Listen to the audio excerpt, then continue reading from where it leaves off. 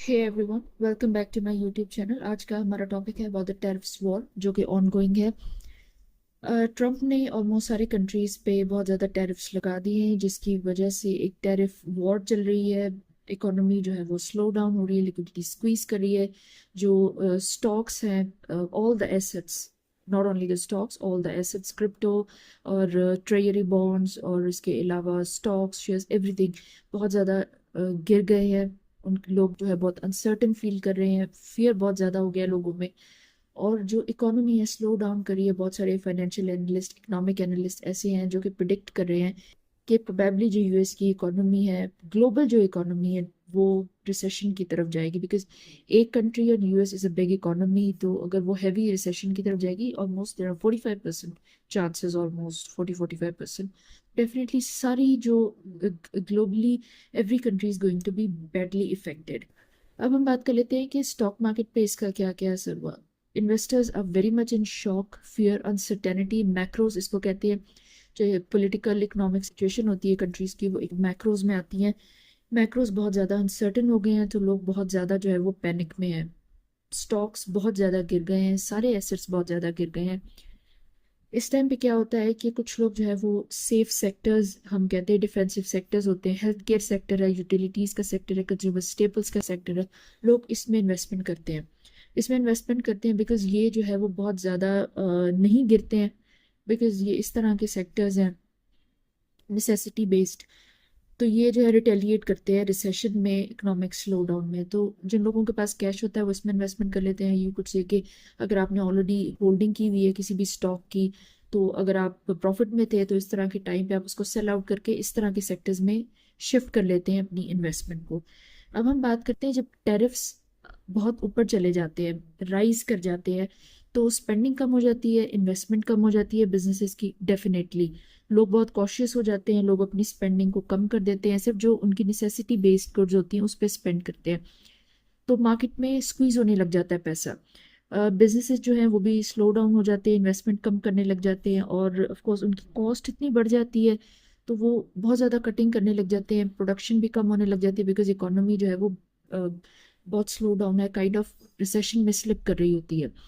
और जो financial markets होती हैं, लोग जो है पैसा रिस्की एसेट्स में से पुल आउट करने लग जाते हैं, बाहर निकालने लग जाते हैं। बैंक्स वगैरह बहुत कॉशियस हो जाते हैं, लेंडिंग वगैरह जो है लोन्स देना कम कर देते हैं।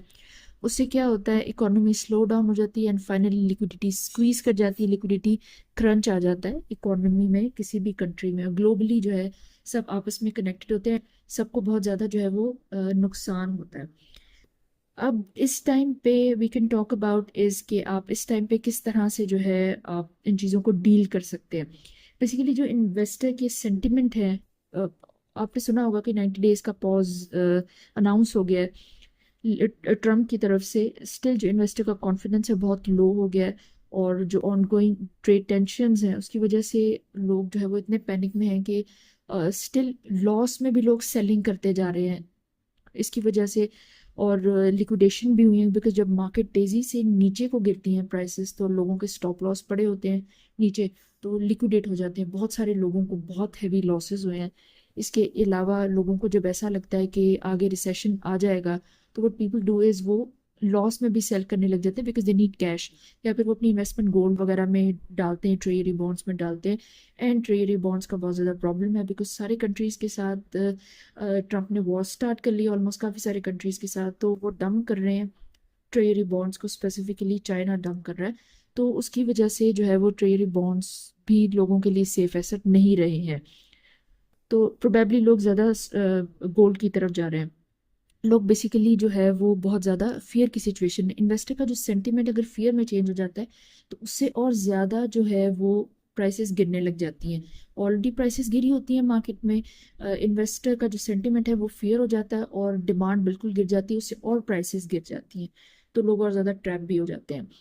अगर फाइनेंशियल एडवाइजर्स की बात करें तो जो करंट मार्केट का डाउनटर्न है, बहुत सारे लोग ऐसे कहते हैं, अगर अगर आपके पास सरप्लस कैश है, तो जो अच्छी कंपनीज हैं, जो अच्छे स्टॉक्स हैं, जो अच्छे एसेट्स हैं, जिन पे आप जो है वो ट्रस्ट कर सकते हैं, इट्स लाइक वो आपको डिस्काउंट में अवेलेबल है, आप थोड़ी थोड़ी करके बाइंग कर सकते हैं। स्टिल लॉन्ग टर्म इन्वेस्टमेंट की बात हो रही है। सेकंड बात ये है कि आप सिर्फ सेफ एसेट्स में जाएं, जो बड़ी बड़ी अच्छी अच्छी कंपनीज हैं जिनके ओवर द ईयर्स बहुत अच्छे रिटर्न्स रहे हैं और उनकी profitability and PE ratios and all the financial indicators are very good. और क्रिप्टो की बात करें तो बिटकॉइन में थोड़ा पैसा डाला जा सकता है, प्लस जो ऐसे एसेट्स है, कॉइन्स हैं जिसका जो है रियल वर्ल्ड अच्छा यूज़ है, प्लस वो अपने ये कुछ से कैटेगरी के हाईएस्ट लेवल्स में आते हैं, सिर्फ आप उसमें पैसा लगाएं।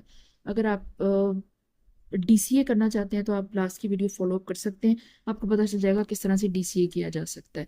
तो अभी भी बहुत ज़्यादा अनसर्टेनिटी है, फियर है, मार्केट्स मज़ीद ड्रॉप हो रही हैं आजकल में भी, आई वाज ऑब्जर्विंग, और प्रोबेबली हो सकता है मज़ीद भी ड्रॉप होने लग जाए, तो आपने थोड़ा कॉशियस होकर रहना है।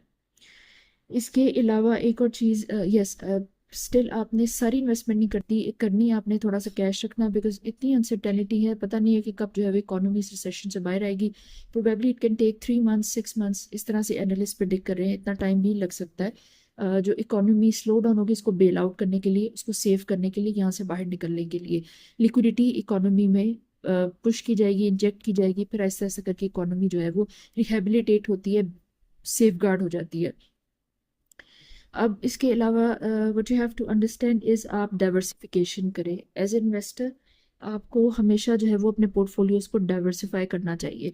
जितनी भी आप बैड टाइम्स देखते हैं उसे you have to understand gold is like a cushion, बहुत ज़्यादा लेस वोलेटाइल एसेट है गोल्ड, बहुत अच्छा है। अगर आप 10% 12% 15% गोल्ड बाय करते हैं अपने पोर्टफोलियो में, वेरी गुड। इस तरह के अनसर्टन टाइम के लिए it's very good. Most of the times लोग ट्रेजरी बॉन्ड्स परचेज कर लेते हैं, वो भी आप परचेज कर सकते हैं, it's more like a safe haven, safe asset. इसके अलावा जब आप स्टॉक मार्केट में ट्रेड करते हैं you have to understand defensive sectors में आपकी अच्छी रेशो होनी चाहिए। Not a financial advice, I am just educating you. Financial जो डिफेंसिव सेक्टर्स होते हैं, हेल्थ केयर, यूटिलिटीज़, ये आपको कुशनिंग प्रोवाइड करते हैं, ये आपको सेव करते हैं बेसिकली।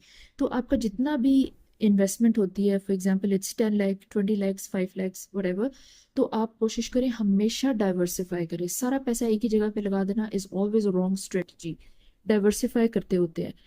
और अगर आप क्रिप्टो में भी इंटरेस्टेड हैं तो बिटकॉइन सबसे ज़्यादा सेफ एसेट है। कहीं आप और नहीं लगाना चाहते तो बिटकॉइन में आप जो है वो ज़्यादा नहीं तो 5% लगा सकते हैं। अगर बहुत ज़्यादा वोलेटिलिटी में, sorry, you don't want to get in, तो आप बीटीसी में पैसा लगा सकते हैं, 5% लगा सकते हैं। हमेशा डाइवर्सिफाई करते हैं पोर्टफोलियो को, और हमेशा कोशिश करते हैं बफर के लिए, इस तरह के बैड टाइम्स के लिए 10% कैश अपने पास रखते हैं। सारा पैसा जो है वो हर टाइम नहीं लगाते हैं, that's not the right strategy. Panic selling नहीं करनी है। जो लोग ऑलरेडी हाई पे खड़े थे उनकी जो बाइंग थी, बाइंग प्राइस उससे नीचे चला गया है स्टॉक, नो प्रॉब्लम, आप उसको होल्ड करें 3 मंथ्स के लिए, 6 मंथ्स के लिए।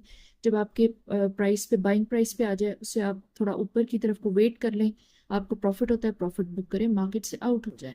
बिकॉज जब इकोनॉमी रिसेशन में स्लो डाउन, रिसेशन तो ऐसा नहीं कहना चाहिए, इट्स नॉट दैट रिसेशन इस वक्त, लेकिन अगर स्लो डाउन हो जाती है तो उसको बफर करने के लिए, उसको रिहेबिलिटेट करने के लिए, उसको ठीक करने के लिए लिक्विडिटी को जो है वो इंजेक्ट करना पड़ता है, like it was done in 2020 जब मार्केट बहुत ज़्यादा स्क्वीज हो गई थी।